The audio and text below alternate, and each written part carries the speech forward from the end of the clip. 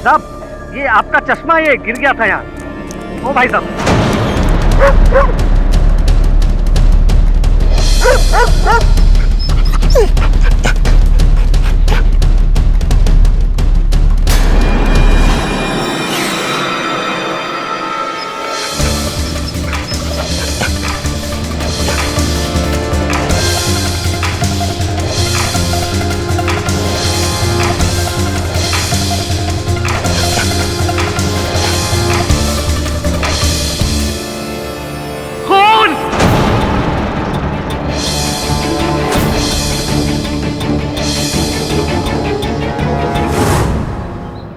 आसपास देखो, कोई सबूत छूटना नहीं चाहिए।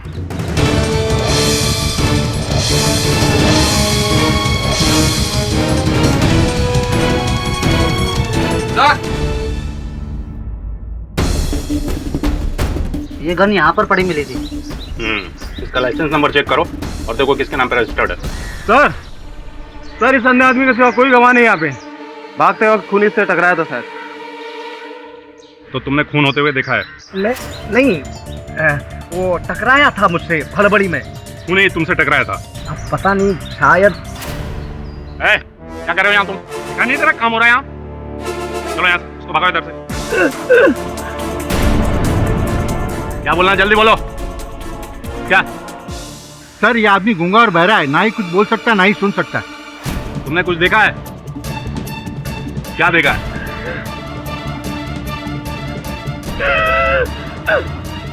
उन्हीं को देखा है?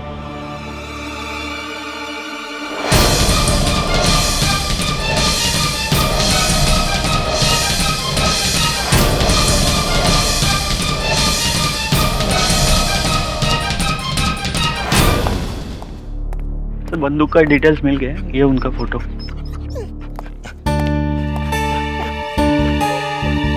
तुम इसे देखोगे तो पहचान जाओगे?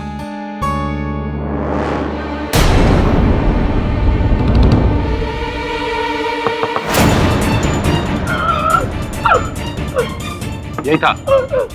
तुम उसे टच करोगे पहचान जाओगे? जी हाँ। हवलदार, गाड़ी निकालो।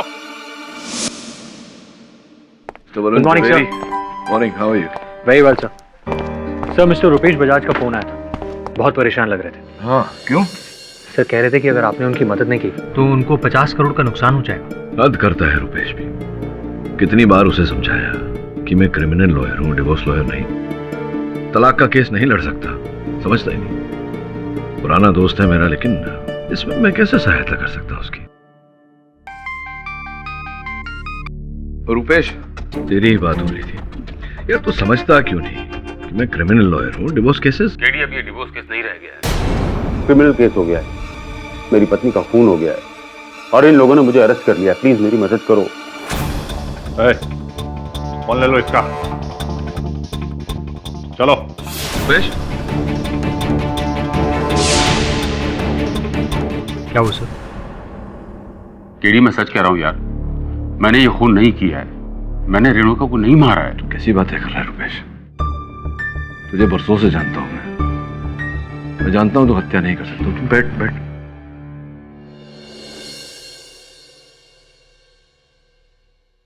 देख अब्बा, तुझ पर आरोप तो लगाया गया है, मुकदमा तो लड़ना पड़ेगा।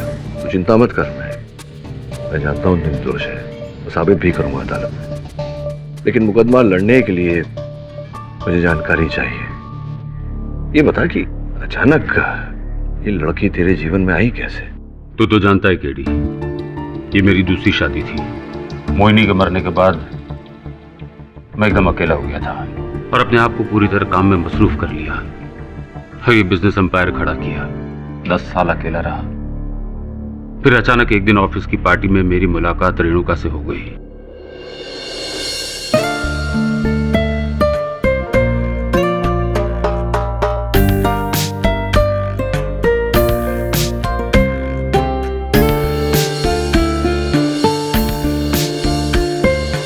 हम जल्दी एक दूसरे के काफी करीब आ गए।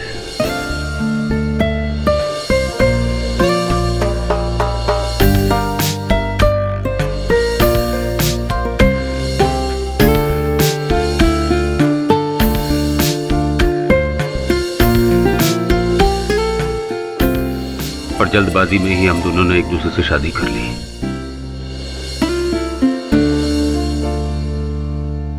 पर शादी के कुछ दिनों बाद मुझे पता चला कि उसने मेरे प्यार के लिए नहीं, मेरी दौलत के लिए मुझसे शादी की थी।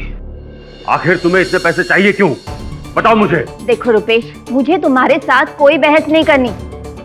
चेक निकालो और साइन करो। नहीं, तुम्हें बताना होगा कि तुम्हें इतने पैसे क्यों चाहिए। देखो, या तो तुम पैसे दे दो या फिर क्या?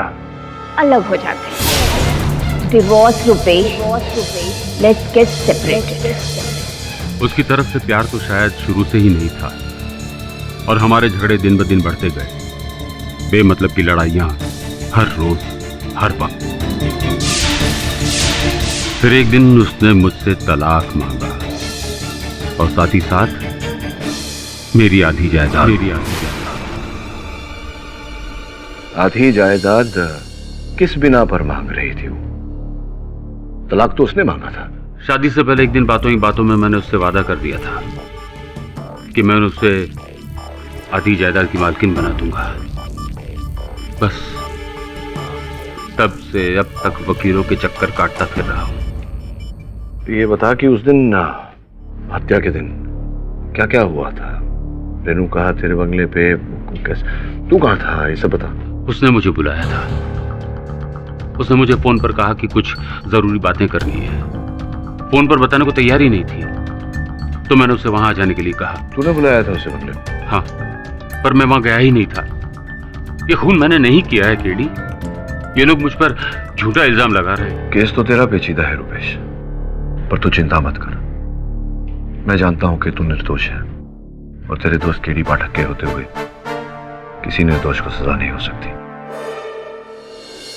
योर लॉर्डशिप, ये पैसा बहुत गंदी चीज है और जिस आदमी को इसकी लालच हो जाए, ओहो हो, उसके सामने तो रिश्ते की भी कोई अहमियत नहीं। पैसा एक आम आदमी के लिए जरूरत है तो रईस के लिए शौक होता है। हमारे आज के इस केस में इस बात पर खास ध्यान दिया गया, नजर डाली गई कि पैसे के लिए आदमी किसी भी हद तक जा सकता है और मिस्टर रुपेश बजाज ने पैसे के लिए अपनी पत्नी का खून कर दिया। Your lordship. Objection your honour.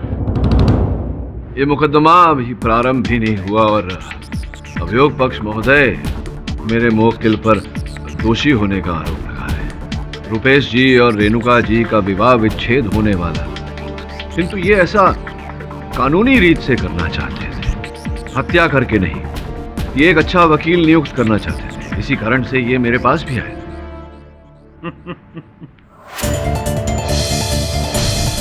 ये वो हथियार है, रजिस्टर्ड हथियार, जिससे कि वो कत्ल हुआ है और ये हथियार जनाब रुपेश बजाज साहब के नाम रजिस्टर्ड है, राइट? हुजूर, मेरे पास ये कुछ सबूत हैं, ये कागजात हैं जिस पर इनकी उंगलियों के निशानात भी पाए गए हैं इस हथियार पर। ये मैं आपकी नजर करता हूं। ये मेरा ही रिवॉल्वर है, पर मैं नहीं जानता कि ये मौका वारदात पर कैसे पहुंचा। एक बार मेरी गाड़ी में से सामान चोरी हुआ था, तो उसके बाद से मैं ये सिक्योरिटी के तौर पर रखने लगा हूं, लेकिन आज तक कभी इस्तेमाल नहीं किया। योर ऑनर, इनका रिवॉल्वर घटनास्थल पर कैसे पहुंचा इसके तो अनेक रास्ते में निकाल सकता हूं। तो ओके, एक मिनट। तो फिर जनाब केडी साहब, इसके बारे में आप क्या कहेंगे? योर ऑनर, ये रुपेश जी के बंगले की चाबियां हैं जहां पर रेणुका जी का खून हुआ था। क्यों रुपेश जी, ये आपके बंगले की चाबियां हैं ना? जी हाँ, ये मेरी ही बंगले की चाबियां हैं, पर मैं बहुत महीनों से वहां गया नहीं हूँ, पता नहीं कहाँ रखी थी। योर ऑनर, रुपेश जी का पूरा ध्यान इनके काम में रहता था। ये छोटी छोटी चीजें, चाबी कहाँ गई, चाबी कहाँ रखी हैं, गाड़ी कहाँ पार्क की, ये अक्सर भूल जाया करते थे। और इस बात की पुष्टि करने के लिए मैं रुपेश जी की सेक्रेटरी लीसा को कटघरे में बुलाने की अनुमति चाहता हूँ। अनुमति है।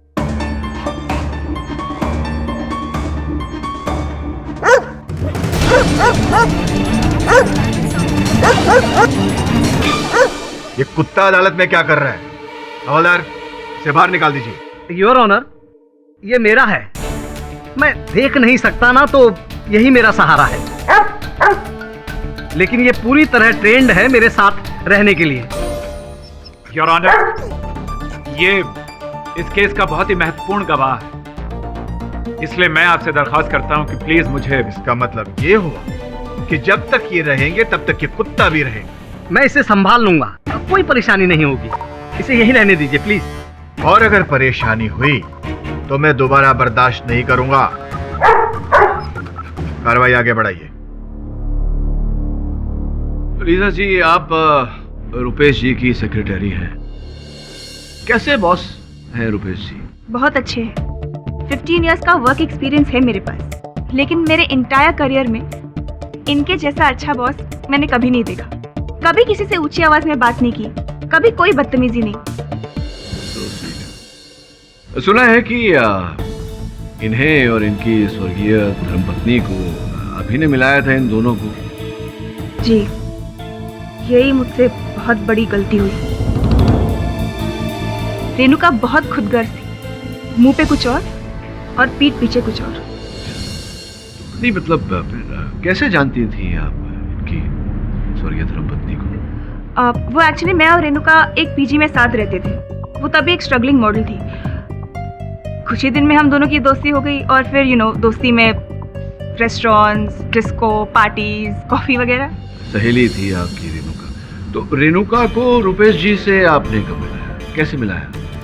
एक्चुअली एक शाम हमारे ऑफिस में पार्टी थी। रेणुका उस दिन घर पे थी तो मैंने सोचा उसे भी ले चलती हूँ। बॉस ने रेणुका को देखा और देखते ही उनसे प्यार करने लग गए और देखते देखते दोनों की शादी हो गई।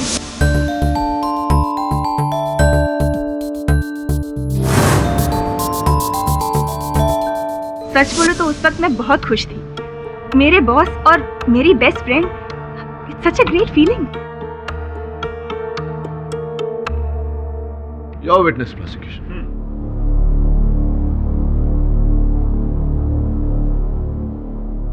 पर धीरे धीरे मिस्टर रुपेश बजाज बदलने लगे। रुपेश जी बात बात पर गुस्सा होने लगे और एक पॉइंट पर आकर इतना गुस्सा हुए कि इन्होंने अपनी ही गन से अपनी बीवी रेणुका का कत्ल कर दिया। नहीं नहीं सर, रुपेश सर ऐसा कुछ नहीं कर सकते।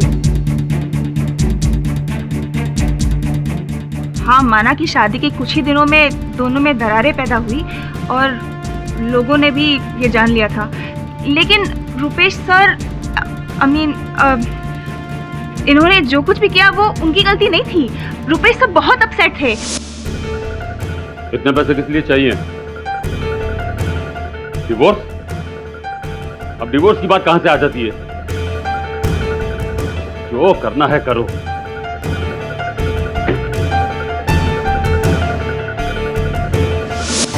आपका क्या मतलब है कि आप कुछ नहीं कर सकते?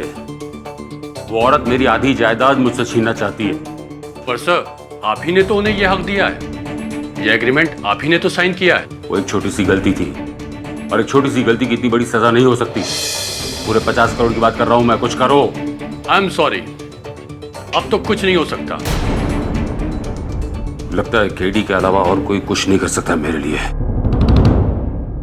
योर ऑनर, शादी के कुछ ही दिनों बाद मिस्टर बजाज परेशान रहने लगे। इन्हें ऐसा महसूस होने लगा कि रेणुका ने इनसे शादी की है इनके पैसे के लिए और पैसे ये देना नहीं चाहते थे। फिर इन्हें यह भी महसूस होने लगा योर ऑनर कि अगर तलाक हो गया तो हर महीने भारी रकम रेणुका को खर्चे के लिए देनी पड़ेगी। इसलिए इन्होंने उस तकलीफ को जड़ से ही खत्म कर दिया, यानी रेणुका का कत्ल कर दिया। नहीं, ये सच नहीं है। माना कि मैं उसके साथ खुश नहीं था, मगर मैंने उसका खून नहीं किया। मिस्टर बजाज, आप चुप रहिए। जब पूछा जाए तभी बोलें। योर लॉर्डशिप, मैं इन्हीं के ऑफिस के पियन मिस्टर मयूर को यहां बुलाना चाहूंगा। इजाजत है।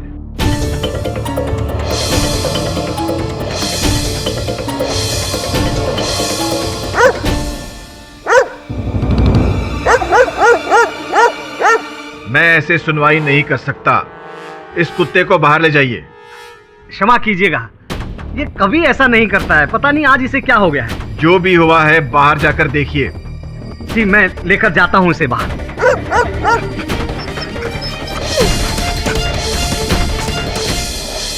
मयूर। जी सर। कत्ल से एक दिन पहले तुम ऑफिस गए थे? जी। वैसे तो मैं रोज 6 बजे तक घर निकल जाता हूँ, लेकिन उस दिन कुछ काम ज्यादा आ गया था तो मैं उस दिन ऑफिस में ही रुक गया था। अच्छा मयूर, उस दिन ऑफिस में कोई ऐसी खास घटना हुई थी? जी, मुझे अपना काम करते करते ऑफिस में कुछ ज्यादा देर हो गई थी। लगभग सभी लोग ऑफिस से जा चुके थे। उसके बाद नहीं, कोई जरूरत नहीं ऑफिस से घर पे आने की। मैं अपनी चीजों पर तुम्हारा साया भी पड़ने देना नहीं चाहता हूं। नहीं, आखिरी बार। ओके ठीक है, मट के बंगले पर आ जाओ 3 साढ़े 3 बजे। चाबियां तो तुम्हारे पास भी हैं।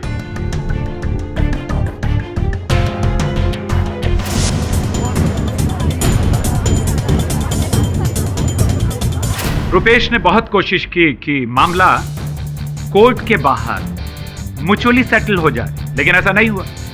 इनकी पत्नी रेणुका मानने के लिए तैयार ही नहीं। मामले को हाथ से निकलता देख रुपेश जी ने हमेशा के लिए रेणुका जी की जबान खामोश कर दी। मैंने मिलने के लिए नहीं बुलाया था उसे, उसने मुझे बुलाया था और मैंने ये खून नहीं किया। देखिए बजाज साहब, आपको 12 ताकीद की जा चुकी है, इल्तिजा की जा चुकी है कि आप तभी जवाब दें जब आपसे पूछा जाए। मैं बोलूं अगर आपको आपत्ति ना हो। जी प्लीज प्लीज। योर ऑनर, अभियोग पक्ष महोदय, ये जो 2 और 2 को जोड़कर 5 बना रहे हैं, इसका कोई अर्थ नहीं है। रुपेश जी के विवाह विच्छेद का केस अदालत में चल रहा था, कुछ ही दिनों में परिणाम आने वाला था। इस मोड़ तक पहुंचकर वो अपनी पत्नी की हत्या क्यों करेंगे? अगर अपनी पत्नी की हत्या करनी होती तो पहले ही कर देते। जनाब केडी साहब, इसका भी जवाब है मेरे पास। मैंने अभी अभी अदालत को बताया और पहले भी बता चुका हूं कि इन्होंने 12 ये कोशिश की कि अपनी पत्नी से सुलह कर लें, लेकिन मामला सुलझ नहीं रहा था। मामले को उलझते देख योर ऑनर, बजाज साहब ने अपनी पत्नी को खत्म करने के लिए बहुत ही घटिया तरीके का इस्तेमाल किया। कुरैशी साहब, एक बात बताइए जी, क्या मेरे मुवक्किल के मुख पर मूर्ख लिखा हुआ है? मैं पूछ रहा हूँ क्योंकि अगर इन्हें हत्या करनी होती तो ये क्यों अपनी पत्नी को अपने ही घर बुलाते, उनकी हत्या अपनी ही लाइसेंस रिवॉल्वर से करते, ताकि सारे साक्ष्य इनके विरुद्ध संकेत दें। लेकिन अक्लमंद लोग ही कभी कभी बेवकूफाना हरकत किया करते हैं केडी साहब। वैसे फॉर योर काइंड इंफॉर्मेशन, मेरे पास 2 बड़े पुख्ता सबूत हैं जनाब। अदालत से मैं गुजारिश करूंगा कि 2 ऐसे गवाहों को मैं बुलाना चाहूंगा जो कत्ल के वक्त वहां मौजूद थे जहां बजाज साहब अपनी बीवी का कत्ल कर रहे थे। पहले गवाह संतोष कुमार। सर, वो मैं बंगले के बाहर बस स्टॉप पर खड़ा था। अचानक गोली चलने की आवाज आई। टफी मेरे को उस तरफ लेकर गया और इसी हड़बड़ाहट में मैं उस आदमी से टकरा गया। संतोष, कुछ याद आता है कैसा था वो आदमी? मतलब उसका शरीर, क्या बनावट, क्या कैसा था? जी हाँ, वो हट्टा कट्टा था। योर ऑनर, इनके विवरण के अनुसार तो वो व्यक्ति मैं भी हो सकता था। हट्टे कट्टे सैकड़ों लोग हैं इस शहर, कोई भी हो सकता था। वेल केडी साहब, मेरे पास एक और भी सबूत है। एक मिनट संतोष, जब तुम उनसे टकराए हट्टे कट्टे आदमी से, उसने क्या पहना हुआ था? कहीं कोई बात याद आती है कि क्या था उसके शरीर पर? जी, वो उस दिन, हाँ, उन्होंने सूट पहना हुआ था। Just a moment.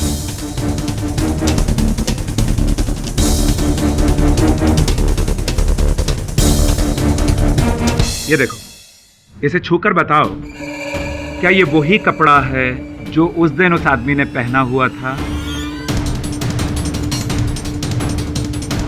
जी हाँ, यही कपड़ा था।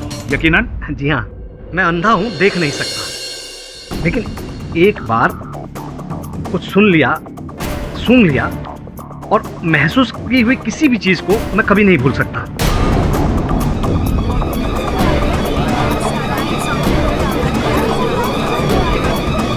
Order order, silence in the court please. Rupesh ji, आप ही का सूट है ना? जी पर उस दिन भी आपने यही सूट पहना हुआ था जिस दिन आपने अपनी पत्नी का कत्ल किया था? यस योर ऑनर, फिर से बहुत ही कमजोर दलील। इस कपड़े के थान में से ऐसे सैकड़ों सूट बने होंगे। जी केडी साहब, एक और पुख्ता सबूत है मेरे पास। संतोष, तुमने अपने बयान में कहा था कि उन्होंने खास तरह की परफ्यूम लगाई हुई थी। क्या परफ्यूम थी? जी हाँ, एंजल परफ्यूम का एक्वा फ्रेश वर्जन था वो। जज साहब, अब मैं लीजा से कुछ सवाल करना चाहूंगा। लीजा, ये रुपेश जी को एक अजीब आदत है। तुम तो इनके साथ काम करती हो, तुम्हें तो पता होगा। ये परफ्यूम के बारे में कुछ अजीब सी आदत है इनकी। जी, एक्चुअली रुपेश सर को भूलने की आदत है। कभी कभी एब्सेंट माइंडेडली वो अपनी बीवी का परफ्यूम लगाकर ऑफिस आ जाते थे। योर ऑनर, एक हट्टा कट्टा आदमी ऐसा ही, मेरा मतलब है वैसा ही मटेरियल पहने हुए, वैसा ही परफ्यूम लगाए हुए इन्हीं के बंगले से खून करके भागता है। ये कोइंसिडेंस की कुछ ज्यादती नहीं हो गई?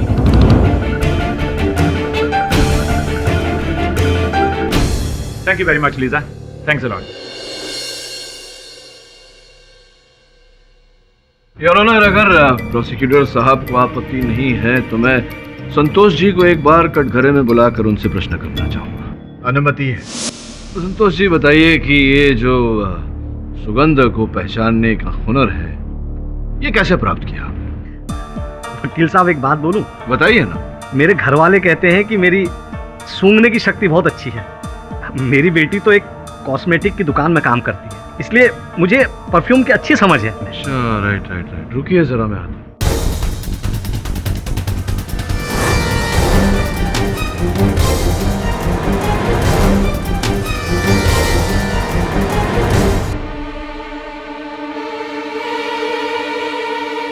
जरा ये सूंघकर पहचान के देखिए, ये वही है जो उस दिन उस व्यक्ति ने लगाया था जो आपसे टकराया था? वकील साहब, आप ना मुझे फंसा रहे हैं। ये वो नहीं है, ये तो कूल कंफर्ट का हॉट एंड स्पाइसी वाला परफ्यूम है। अरे क्षमा कीजिएगा, भूल हो गई मुझसे। ये वाला है, देखिए, ये वाला ही है ना? ये भी नहीं है जी, ये एक्वा फ्रेश वर्जन ही है, लेकिन दूसरी कंपनी का है।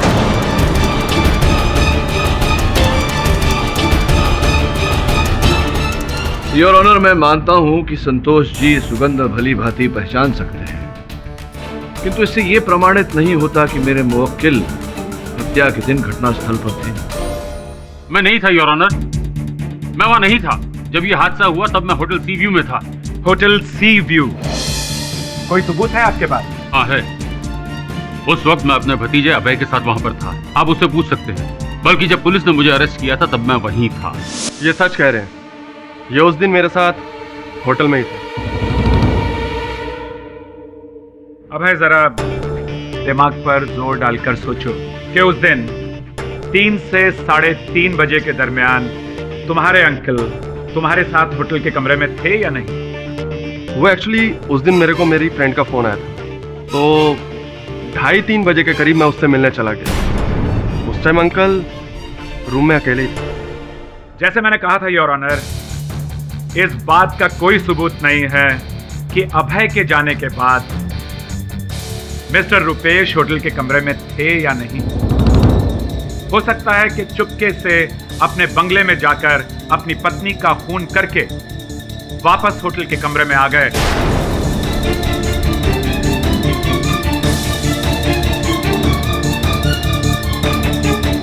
और सबसे बड़ी दिलचस्प बात तो यह है योर ऑनर कि इनका बंगला होटल सी व्यू से सिर्फ 5 मिनट की दूरी पर है। योर ऑनर, अगर मेरे पास रुपेश जी के उस होटल के कमरे में होने का कोई सबूत नहीं, तो अभियोग पक्ष के पास भी इनके घटनास्थल पर होने का कोई सबूत नहीं। सबूत है केडी साहब मेरे पास।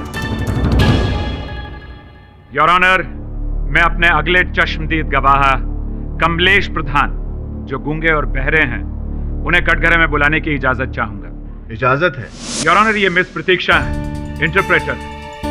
कमलेश की साइन लैंग्वेज अदालत को समझाएंगी। प्रतीक्षा जी, पूछिए जरा, उस दिन इन्होंने क्या देखा?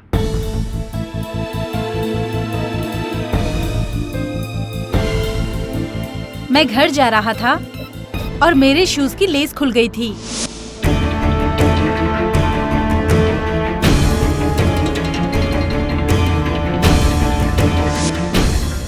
योर ऑनर, मैं इनसे पूछना चाहता हूं कि अगर इन्होंने हत्यारे को देखते ही पहचान लिया, तो फिर उसे पकड़ा क्यों नहीं?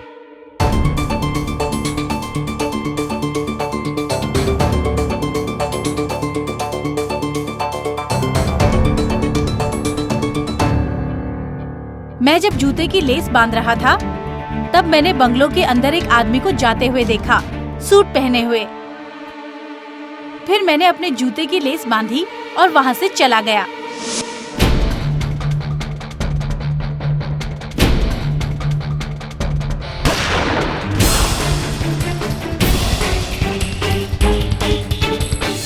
योर ऑनर, ये सारा का सारा हादसा लगभग 2 मिनट के भीतर हुआ। कमलेश ने इन्हें बंगले के अंदर जाते हुए देखा। वो पलटकर जाने लगा कि तभी गन फायर हुआ और वहां मौजूद रेणुका जी की गोली लगने से मौत हो गई। गोली की आवाज सुनकर संतोष बंगले के अंदर भागा। भागते हुए खूनी से टकराया जो भाग रहा। योर ऑनर, कहानी अच्छी है। कहानी की पुष्टि करने के लिए मैं इंस्पेक्टर यादव को कटघरे में बुलाने की अनुमति चाहता हूँ। इंस्पेक्टर यादव, क्या रुपेश जी का चित्र दिखाते ही कमलेश जी ने पहचान लिया था उन्हें? हाँ जी हाँ, बिल्कुल। प्रश्न यहाँ ये उठता है कि आपने स्केच क्यों नहीं बनवाया? आपने चित्र मिलने की प्रतीक्षा क्यों की? जी, हमने प्रतीक्षा बिल्कुल नहीं करी, बल्कि तुरंत स्केच आर्टिस्ट को हम बुलाए और स्केच बनवाने लगे। तो कभी नाक लंबी हो जाती थी, कभी बाल छोटे हो जाते थे, तो स्केच बन नहीं पाया। स्केच बन नहीं पाया या कमलेश जी स्केच बना नहीं पाए? दरअसल वो विवरण सही से नहीं दे पा रहे थे, इस वजह से वो स्केच। समझ गया। Point to be noted your honour, जो विवरण कमलेश जी दे रहे थे वो उचित नहीं था, जबकि कमलेश जी कह चुके हैं कि उन्होंने स्पष्ट रूप से हत्यारे को देखा, किंतु वो विवरण देकर उनका स्केच नहीं बना। प्रश्न ये उठता है कि चित्र को देखकर जो पहचान उन्होंने की है उस पर कैसे विश्वास किया जाए? आपकी अनुमति हो तो मैं कमलेश जी को एक बार फिर कटघरे में बुलाना चाहूंगा। अनुमति है। प्रतीक्षा जी, इनसे पूछिए कि चित्र देखकर जो इन्होंने हत्यारे की पहचान की थी उस पर हम विश्वास क्यों करें?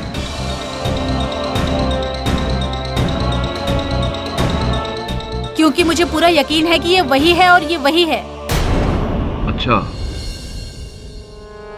इनसे पूछिए कि इन्होंने स्पष्ट रूप से देखा था उस दिन इन्हें ही? हाँ। इन्होंने देखा था कि उस दिन वो व्यक्ति चश्मे पहने हुआ था कि नहीं? तो किस प्रकार के चश्मे पहने थे उस व्यक्ति ने? बड़ा चश्मा था और उसमें फ्रेम नहीं था। धन्यवाद, आप बैठिए। योर ऑनर, इस घटना को मैं अभी एक आकृति के द्वारा समझाना चाहूंगा। Permission granted. योर ऑनर, ये रुपेश जी का बंगला है। ये बंगले का मेन गेट, बंगले के मेन गेट के पास बस स्टॉप है जहां पर संतोष जी खड़े थे अपने कुत्ते के साथ। कमलेश जी यहां से आ रहे थे और संभवतः इसी गेट से उन्होंने हत्यारे को अंदर जाते देखा।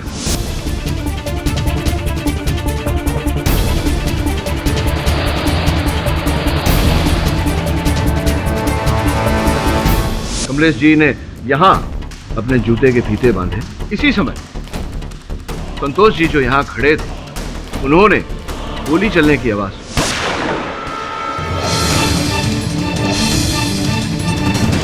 मुख्य द्वार से उन्होंने प्रवेश किया और यहां पर कहीं वो हत्यारे से टकराए। अंदर जाते ही उन्हें लाश प्राप्त हुई और उन्होंने शोर मचाकर बाकी लोगों को बुलाया। कमलेश जी भी पीछे पीछे बंगले के अंदर आ गए। योर ऑनर, मिस्टर पाठक, ये सब हम सुन चुके हैं। इसे दोहराकर आप क्या बताना चाहते हैं? प्रश्न पूछना चाहता हूं कि ये पूरी घटना 2 मिनट के अंदर घटी। हत्यारा अंदर गया, रेणुका जी की हत्या की, वहां से भागते हुए संतोष से टकराया और फिर वहां से भाग गया।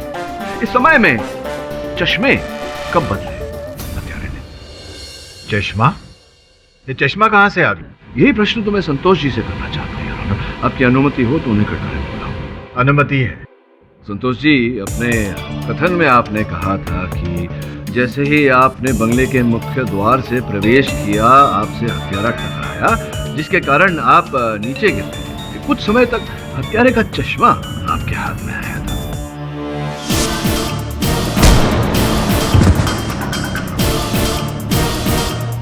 भाई साहब, ये आपका चश्मा ये गिर गया था यहाँ। ओ भाई साहब, आपके कथन में आपने ये भी कहा था कि आप देख नहीं पाते, किंतु जिस चीज को एक बार आप महसूस कर लेते हैं, छू लेते हैं, उसे आप याद रखते हैं। जी बताइए, वो चश्मा कैसा था? आकार प्रकार कैसा था? जी, वो बड़े साइज का था, वो चौकोर होता है ना, वैसा।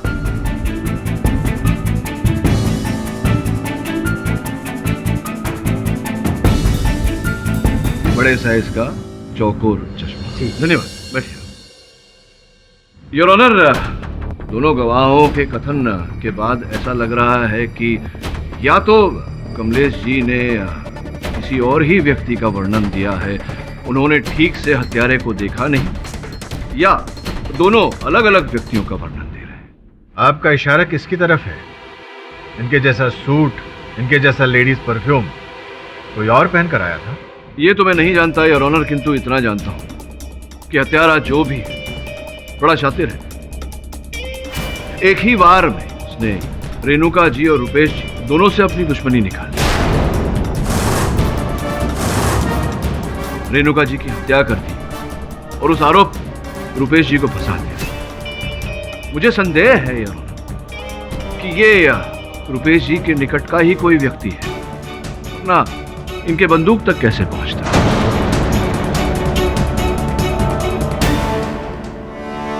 रुपेश जी, आप ही बताइए, कौन ऐसा व्यक्ति है जो आपकी आदतों के बारे में जानता हो, जिसे आपकी दिनचर्या योजनाओं के बारे में जानकारी रहे? कौन हो सकता है ऐसा आपके निकट का कोई? इस शहर में तो ऐसा कोई नहीं है। हाँ, मेरा भतीजा अभय और नम्रता है बस।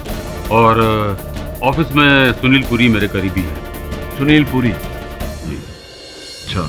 और रेणुका जी के निकट का कोई व्यक्ति, संबंधी, सहेली, मित्र? उसका कोई नहीं था। इनफैक्ट वो कभी अपने परिवार के बारे में कोई बात भी नहीं करती थी। मुझे तभी शक हो जाना चाहिए था। प्यार में ऐसा अंधा हो गया कि सही गलत की समझ ही नहीं। योर लॉर्डशिप, केडी साहब अभी तक किसी और को शक के दायरे में नहीं ला सके हैं और रुपेश को भी बेगुनाह साबित नहीं कर पाए। तो फिलहाल रेणुका के कत्ल का आरोपी हम रुपेश को ही मानेंगे।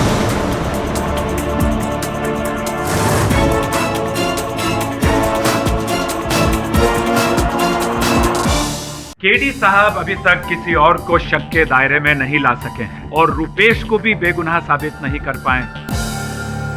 तो फिलहाल रेणुका के कत्ल का आरोपी हम रुपेश को ही मानेंगे।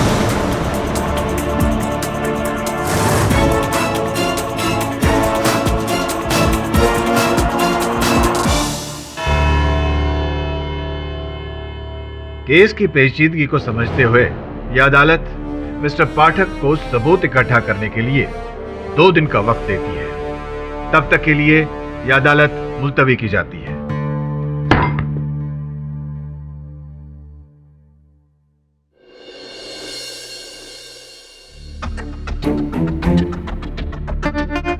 इस केस की कोई खोई हुई कड़ी है जो हमें दिखाई नहीं दे रही, मिल नहीं रही। सोचने वाली बात यह है कि ऐसा व्यक्ति कौन हो सकता है जिसने रुपेश की तरह कपड़े पहने, या तो उसका कोट या वैसे ही कपड़े से बना कोट, लेडीज परफ्यूम भी लगाया। इतनी डिटेलिंग कौन कर सकता है? तो एक काम कर, रुपेश के जीवन के हर पहलू के बारे में पता लगा, उसके जीवन का ब्यौरा निकाल। करना पड़ेगा कि रेणुका जी की मृत्यु से ऐसा कौन व्यक्ति था जिसको लाभ होता।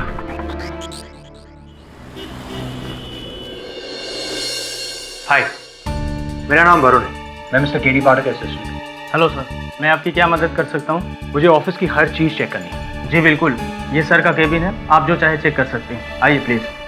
Thank you.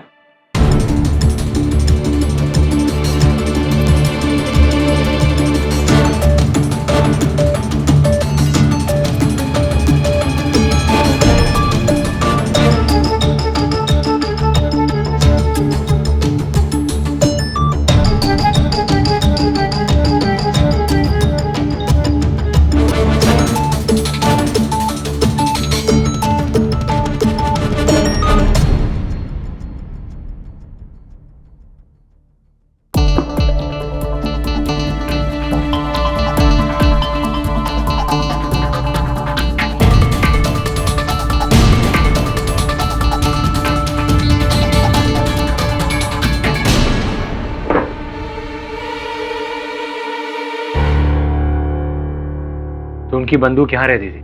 जी। इसे लॉक करके नहीं रखते थे? अभी भी खुला हुआ? जी नहीं।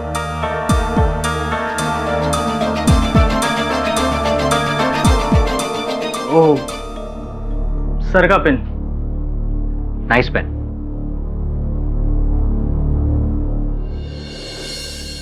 सर ये लीजिए।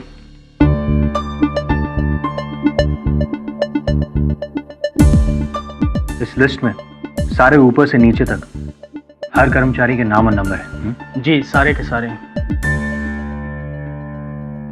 अच्छा मिस्टर पुरी, मुझे एक बात बताइए, ऑफिस में वो कौन लोग थे जो मिस्टर बजाज की दिनचर्या के बारे में बहुत अच्छी तरह से जानते थे? मेरा मतलब ये है कि वो कब आते थे, कब जाते थे, किससे मिलते थे, कौन सी डोर में क्या कहाँ रखते थे? सर, किसी एक व्यक्ति के बारे में इशारा करना तो बहुत मुश्किल है, क्योंकि मिस्टर बजाज कभी भी किसी चीज़ को कहीं भी रखकर भूल जाते थे, इसलिए सारे ड्रॉवर्स खुले रहते हैं। एक चीज़ को ढूंढने के लिए 10 जगह चेक करना पड़ता है। अब इसे ही देखिए ना, ये सब होने के 2 दिन पहले ही मिस्टर बजाज पूरी ऑफिस पर चिल्लाने लगे कि उनका पेन कहाँ गया। दरअसल ये पेन बहुत महंगा है, उनके एक दोस्त ने उन्हें प्रेजेंट किया था, और देखिए ये मिला भी तो सर के ड्रॉवर में। इसका मतलब ये हुआ कि उनकी चीज़ तक ऑफिस का कोई भी इंसान बहुत आसानी से पहुंच सकता था। जी। अच्छा, ऑफिस में कोई ऐसा इंसान जो उन्हें नापसंद करता था? मेरा मतलब मिस्टर बजाज ने किसी पर चिल्लाया हो या डांटा हो, कोई इंसान जो नाराज हो, उनसे बदला लेना चाहता हो। मेरा मतलब मिस्टर बजाज ने किसी पर चिल्लाया हो या डांटा हो, कोई इंसान जो नाराज हो, उनसे बदला लेना चाहता हो। बिल्कुल नहीं सर, मिस्टर बजाज कभी किसी के साथ बदतमीजी से पेश ही नहीं आए। इसलिए आप देखेंगे कि जितने भी कर्मचारी इस कंपनी को ज्वाइन किए हैं, आज तक वो यहीं टिके हुए हैं। ऐसे बॉस इस दुनिया में कहाँ मिलते हैं?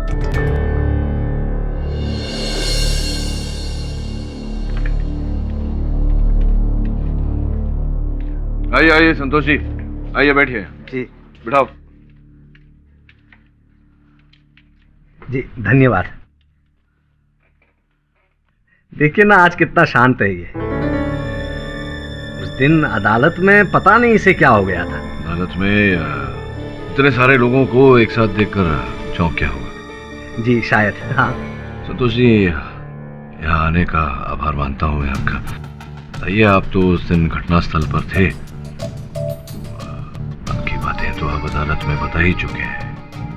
कोई ऐसी बात जो आपको याद ना रही हो, स्मरण ना रहा हो, सोच के बताइए।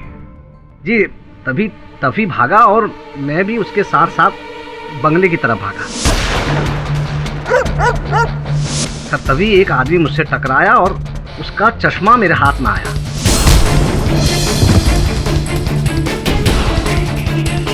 मैंने उस आदमी को उसका चश्मा लौटाया और मैं लाश की तरफ चला गया। ये सारी बातें तो आप अदालत में कह चुके हैं।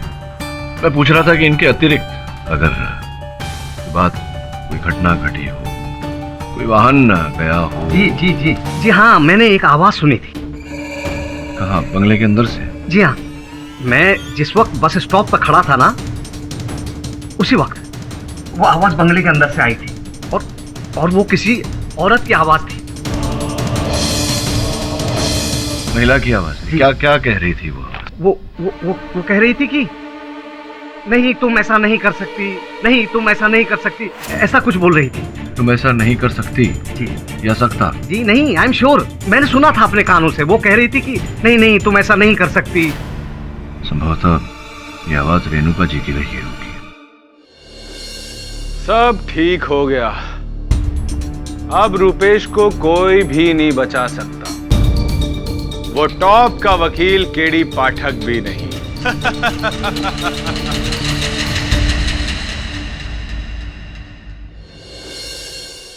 हम जिस आदमी का पता लगाने की कोशिश कर रहे हैं, वो आदमी नहीं, औरत है। तो संतोष जी के अनुसार उन्होंने संभवतः रेणुका को ये कहते सुना, तुम ऐसा नहीं कर सकती। इसका सीधा सीधा अर्थ ये निकलता है वरुण, कि वहां बंगले के अंदर कोई पुरुष नहीं था, महिला थी। संभवतः यही वो खोई हुई कड़ी है जिसे हम ढूंढ रहे थे। ऐसे और भी मजेदार वीडियो के लिए हमारे चैनल को लाइक, शेयर और सब्सक्राइब करें।